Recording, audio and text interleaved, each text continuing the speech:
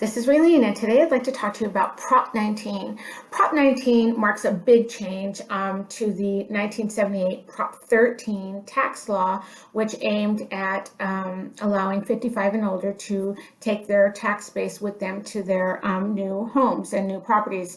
And so with Prop 19, there are some good things, and then there are some not so good things. So the good things, the good news about Prop 19 is that it now opens up to not only people of 55 and older, but people who are severely disabled, as well as people who have lost their home due to a natural hazard, natural disaster, such as a California wildfire. So no longer intended only for 55 and older.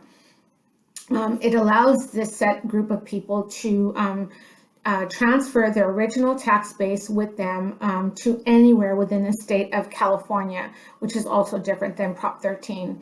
It also allows them to buy up, whereas in Prop 13, you could take your base transfer with you to an equal or of lesser value home, but under Prop 19, you can buy up and take your transfer with you.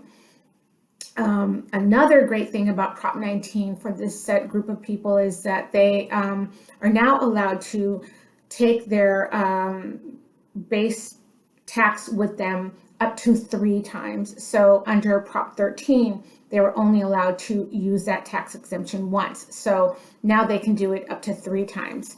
But I think one of the even greater values of Prop 19 for this set group of people is that they are now able to blend their old tax value with a new, more expensive home, which will result in great tax savings for this set of group of people. Just to kind of give you a recap about it, let's take, for example, an older couple who has a original home that they bought in the 50s of, let's say, $250,000. And they decided to sell it in 2020 for $2 million. And then they bought a home for $3 million in 2021. So where would their tax base lie?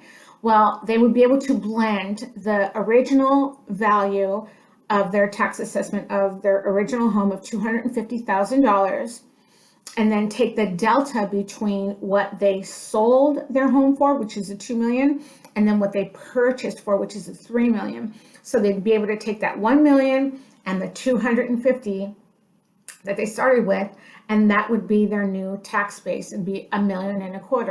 Okay, so instead of them assuming a tax base of $3 million on their new property, they'd only have to take $1.25 million.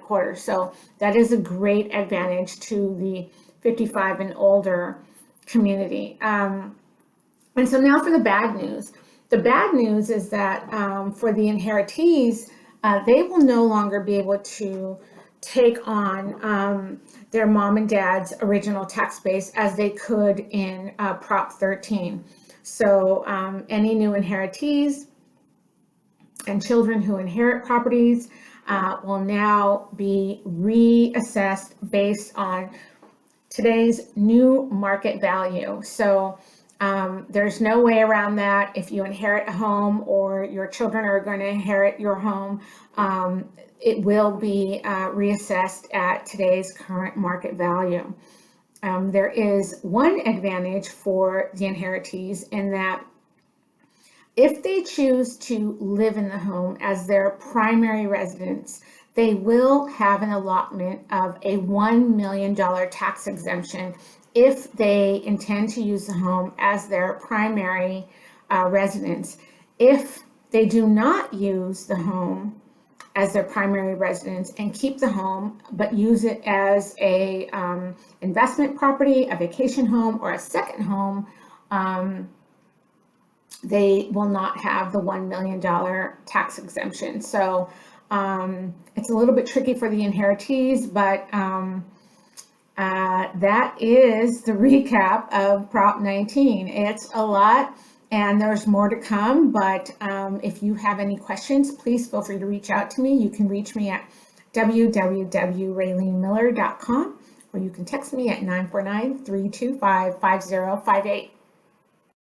And to further sum up, if you have further questions on how Prop 19 relates to your property or your inheritance properties, please contact your CPA, your tax attorneys who can help you further. This is an informational from Raylene Miller.